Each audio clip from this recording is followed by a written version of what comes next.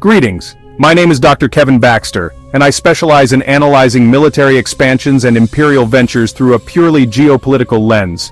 Today we'll investigate how Arab forces, propelled by recent unifications in Arabia, moved swiftly to colonize vast territories of the Middle East and beyond, driven primarily by empire-building ambitions, not by a fully formed religious doctrine. We begin in the early 600 SAD. Arabia was a patchwork of clans and tribes, newly unified under the leadership of Muhammad. At that point, a charismatic figure and war leader who had managed to consolidate much of the peninsula by 632.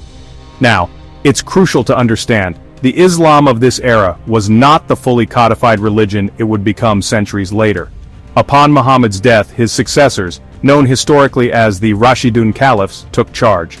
The once dominant Byzantine forces, exhausted from war with Persia, collapsed at the Battle of Yarmouk, 636, effectively ceding control over Syria and Palestine. Here, local Christian and Jewish populations suddenly found themselves under a fresh regime of Arabian governors, an act of colonization by any standard definition. Simultaneously, Arab forces pushed east into Mesopotamia, an essential region of the collapsing Sasanian Empire. Key battles, such as Qadisiyah, circa 636, opened up Persian territory. Persian elites either fled, surrendered, or attempted alliances, but the overarching result was the same. New Arab administrators replaced Persian satraps, imposing fresh tax systems and governance structures. Next, from 640 onward, an army under Amr ibn al-As marched west, conquering Egypt, a move that rapidly stripped the Byzantine Empire of its agricultural breadbasket. After internal power struggles, the Umayyad family emerged as the ruling dynasty, governing from Damascus. By the late 7th century, Umayyad generals pressed deeper into what is now Tunisia, Algeria, and Morocco, continuing the process of colonizing local Berber tribes, imposing new administrative units, and establishing Arab settlements. In 711, under Tariq ibn Ziyad, the Arabs crossed the Strait of Gibraltar into Hispania, Visigothic Spain. Within a few years, most of the peninsula was under Arab rule, known as Al-Andalus. Local elites, some cooperative, some resistant, were eventually overshadowed by Arab governors imposing external control, an essential feature of colonization.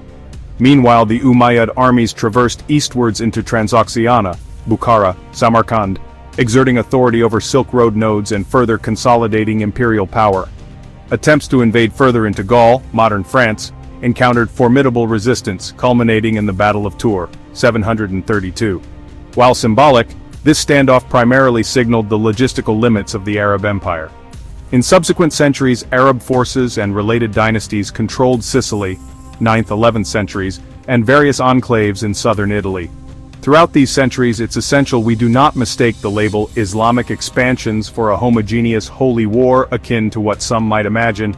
At this stage, Islam as a religion was in evolutionary flux. The legal and doctrinal frameworks that define it today were centuries from being fully fleshed out. So, if someone asks, who was the real colonizer in the Middle East around the 7th and 8th centuries?